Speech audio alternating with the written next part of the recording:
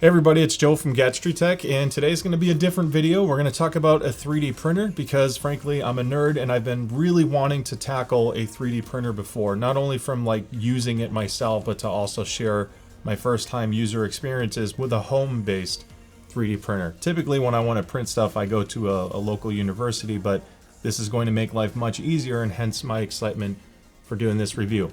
So this is the Creality K1 Max. It sells for about $900. And it has a print volume of 300 millimeters cube. So it is a very large, capable printer, hence the Max name. It is the more expensive of the K1 series. There's a standard K1 that's less money that has the same feature set, it's just more compact. Now Creality did send this to me for review. It won't affect what I say about it. I'm very unbiased if you've seen any of my prior videos, but I do want to fully disclose that.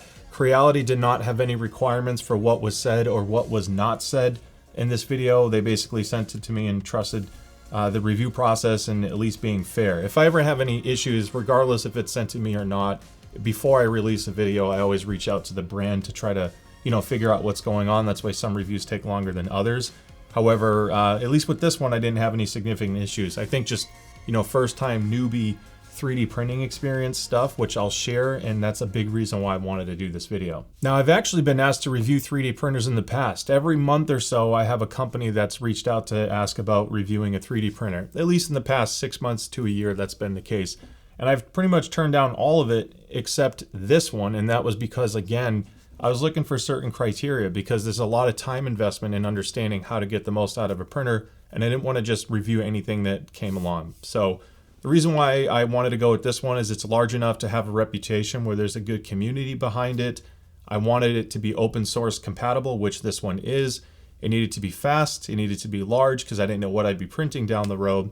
And I like the idea of the tempered glass because I live in the Southwest and it gets dusty, and knowing that I can just clean the outside while also helping to keep noise down and maintain temperature, regulate the temperature depending on the filament you use.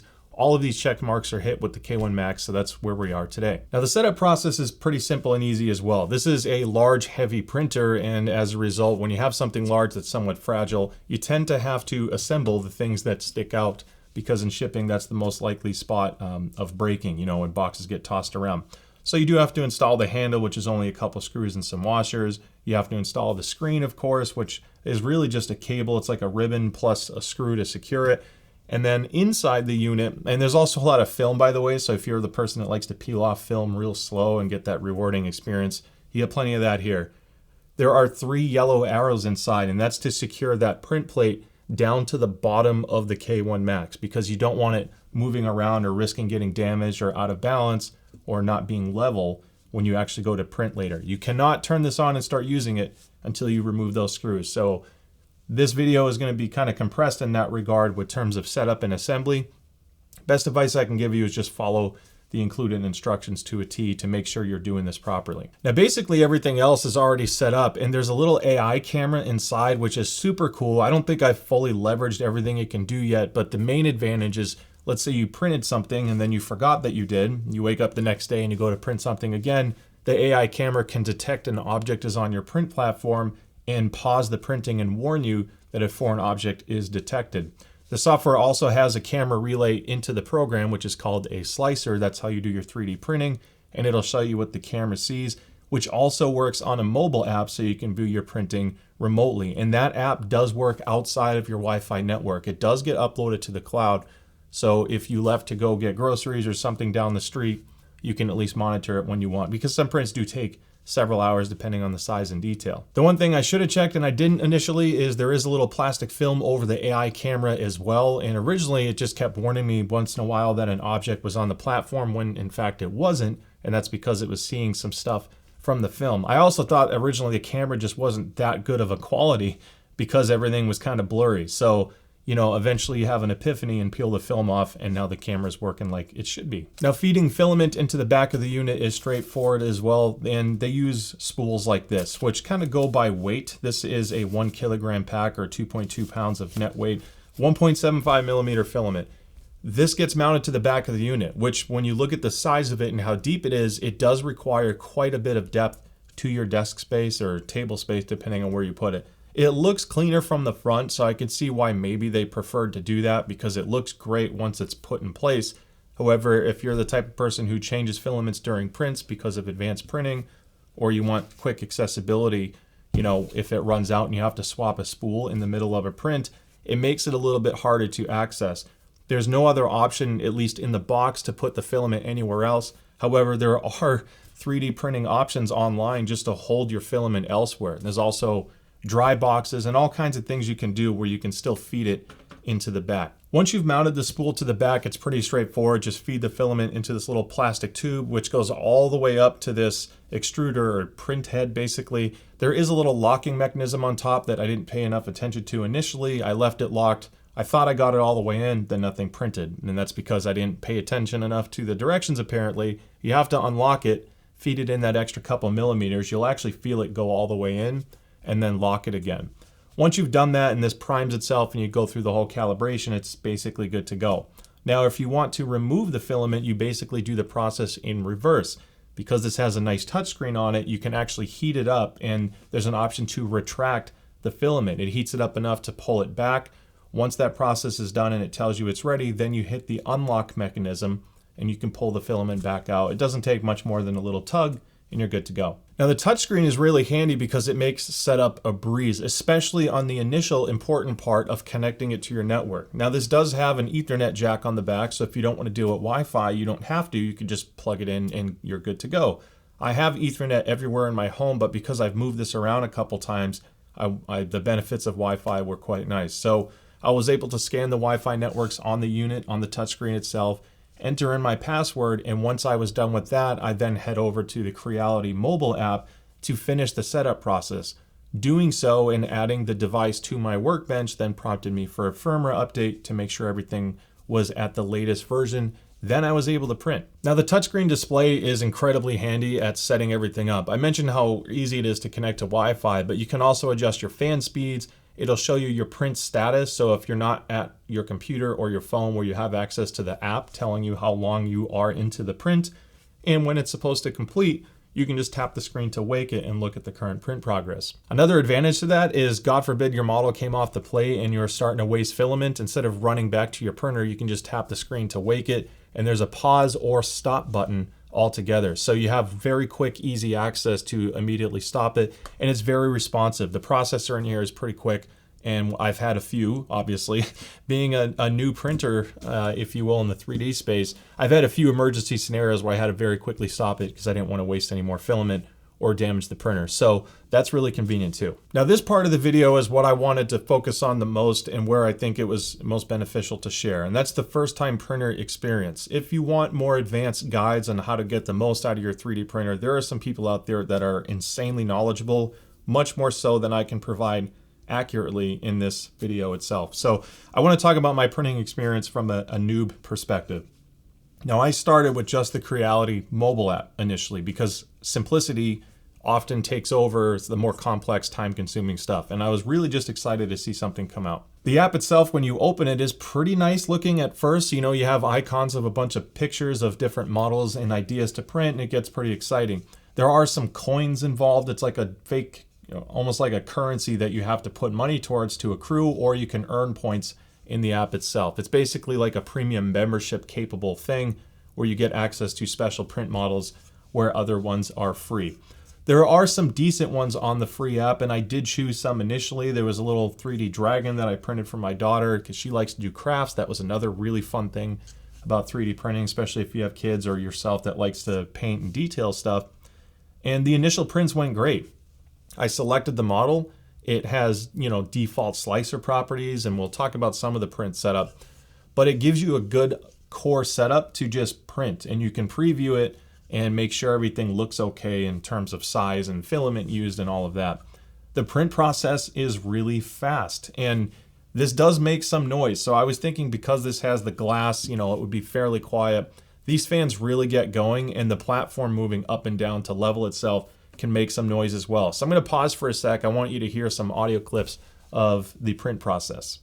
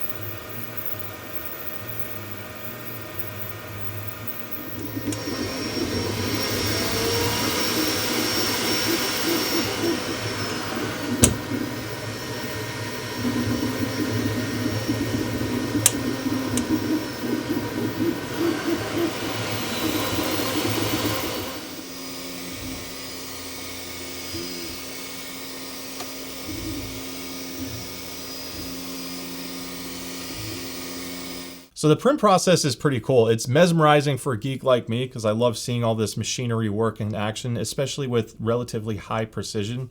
And it makes some noise though, as you heard in the video. It's not super quiet, so don't put this in the same bedroom as yourself or next to a kid's bedroom and print all night with the door open and expect not to hear it. It's definitely loud enough. However, I usually keep this in my master closet, have both doors closed, and that usually is enough out of sight, out of mind, where I don't really hear the noise at night. And providing you're not doing an insane print, the room's not going to get too hot either.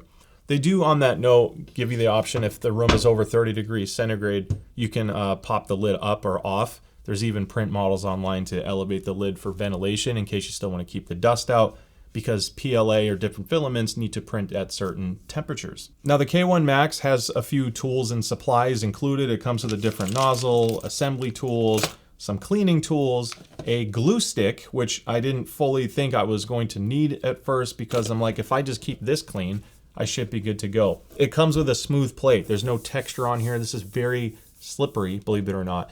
Now, this has a heated print bed, which is supposed to help with plate adhesion. You know, basically, once you start the print process, you don't want your model to move around. The general guidance is to use a smooth plate like this. It's heated. And then you use a little bit of the glue stick area to treat the spot that you're about to print on. It helps give the model adhesion to the base plate, because if it moves, this type of thing happens. Now this is a byproduct of me getting cocky because I switched to the textured plate. Now I purchased this, and to me this is a very strong suggestion. You don't want to just buy a printer and nothing else for it to get the most out of it. This is the K1 Max PEI plate, and it's textured, which gave me much better plate adhesion. The first couple prints I did with it didn't require any adhesive, so naturally I felt like I'd be good to go going forward. It wasn't until a more recent build where the lack of glue kind of hurt me, and I originally started building it up, and you can see this string of filament that came out. That's because it was adhered initially, and then it just eventually popped off between the motion or this just curling slightly. And that's also because I didn't brim it properly. Now, brimming is a setting that you can make in your app, whether it be the mobile app or whatever slicer you're using on the PC. And that's basically an added layer around or underneath your model to help it have a strong adhesion to the plate. There are so many things to explain for customizing your print settings, and I don't want this video to be too long and turn into a tutorial. But you can get away with a lighter adhesion model or a brimming model if you're using some of the glue. In order to get the model out, switch the plate, or simply clean it, it's very easy to remove. This is a magnetic plate, and all you have to do is lift it up from the front, and then you can basically take the entire plate out. Because it's flexible, it makes it easier to get the model out, and it also comes with this little flat tool to help scrape the plate. The reason why my plate has a couple chips and dips in it is because I kind of went like this and angled it down and then hit it a few times with my hand because I was really trying to get the model off. I either did too much glue, and frankly this was probably not the right angle for me to get it out. The stock spatula or metal blade that comes with the K1 Max is a little bit flexible, so I ended up buying a new kit that came with a lot of other tools to help kind of finalize my print process. I'll put a link in the description below to help you find this, because this was only about $30 and it came with tons of tools. It has diamond deburrs because, you know, once you print, a couple little things will stick out, and that's a really fast way to scrape it. It also comes with a better tool that's wider and stronger. It's less flimsy, and as a result, because I'm not wasting energy with it bending, it was more effective getting models off. Just again, be careful because these are sharp. You don't want to jam this into your build plate and ruin it, because these plates are about $30 a pop, and that cost can add up after a while. Now, once you've had a successful print, before you can do another one, if you use the glue, you want to clean and prepare the base plate again. You can just use isopropyl alcohol. I use the stronger, greater than 90% stuff because it's much more effective, and then just have a damp microfiber cloth with that isopropyl alcohol, and it cleans up just fine. You might have to take a few passes at it depending on how much glue you use, but the other tip I can give you is, especially if you have a better spatula blade, if you have the glue is already dry and your print plate is not that warm, you can scrape some of that glue off first. And you shouldn't have a ton where it's like caking off, but there is a little bit you can kind of get away. It kind of produces a little bit of a dust, if you will, and that just makes it easier to clean. Otherwise, you're relying more on the alcohol to kind of dissolve everything. Now, once you get the app and settings down, you can start really having some serious fun. I'm really excited because I've printed a lot of things already. This is just a few handful with some of the basic filaments, and I'll show you some others after. But I printed a soccer ball that kind of screws in and gives you little stores. That's for my son. And that was just with 2 filaments. You know, you print out the black pieces separately, and you can increase the quantity again with the slicer app so you can duplicate, because you're going to get one model of this patch. Then you count how many you need, and let's say you add plus 10, plus 11, whatever you're printing. I think it was 11 more or something like that when I printed this one. You print all those pieces off and clean them up, and then a little bit of glue, and now you have a soccer ball. I also printed a 3D ear, which initially was scaled really small because I wanted to use this to kind of explain how hearing works in a future video. So that was kind of fun, and I scaled this up quite large, again, for visuals. So I took a model that was originally meant for something tinier and blew it up. And because I didn't use supports underneath or bridging or anything like that, I have kind of a rough print on the bottom side. So these are some of those things that just over time you learn to tweak in the app. Somewhat unrelated, but because I'm a nerd, I loved this model. This is a stand for IEMs. So if you have earbuds, they just kind of hook on and then you can coil the cable up. This is a really fun little build, and it even has a 1/4-inch adapter holder on the bottom. Now, the beauty of 3D printing now is you're not stuck with a proprietary print program, which is also called a slicer. And the slicer can make a massive difference on the end results, not only in speed and precision, but just how well finished the final product is. And some people will recommend other slicers out there. If you do some research on what people suggest for even the K1 Max, it's not even to use the K1 or Creality software. They recommend other brands. I only use the Creality slicer so far because, frankly, once I started getting the hang of it, it works great for me, and I don't want to relearn multiple programs yet. I want to kind of get the core understanding down. On the right side of the app, you'll have like 3 print nozzle presets, and 0.2 is the default, and I double click that to go into the advanced settings. Once you've expanded that, you're going to see a huge range of print options to customize your print. And this is where it can get confusing, but also where Google and Reddit are your friend. Finding what settings work best and what these mean in case you're having issues. A lot of it is trial and error initially. What I found is the brimming feature is perhaps the most important one. And sometimes an auto brim, which is like a little bit of a trace just around the model, isn't quite enough. And I had to go with something more filament heavy, which is, an option like a raft. And a raft is going to have much more filament used on the base plate. So it's more wasteful, but it's also more wasteful if you saw what I did earlier, if you print something and then the print gets messed up. So sometimes being stingy can backfire, especially if it's an important print at a larger scale. Now, this is actually my 3rd iteration of this ear, and that's because I made some assumptions and mistakes on the earlier 2. Glue was not the issue. I actually put adhesive on, and I was like, why is this constantly messing up? It was the backside that just kept losing adhesion to the plate, and it would go all over the place. That's because I didn't check this initially, but the default model, which I downloaded from Thingiverse, and there are definitely a large variety of open source or free websites to download 3D models, Thingiverse being one of them. It downloads an STL file, which I can load into my Creality app or slicer to print. So the model that I downloaded actually only had this as touching the build plate. This was like 1 or 2 millimeters above the build plate. And because I didn't catch that, then scaled this up, you can see why that wouldn't print, because how is the nozzle going to have filament floating way over here? It's basically impossible. So what I did was I took this model and I recessed it 2 millimeters into the build plate. So yes, I lost a little bit of the edge right here, but frankly, I was sick of wasting filament on prints. I recessed it. I changed from auto brim to a raft, which again was more filament heavy, but again, I wasted so much more in the first place, it wasn't worth taking a gamble. So then from there, everything printed fine. So you're gonna learn these things over time, and that's where you get some really good results.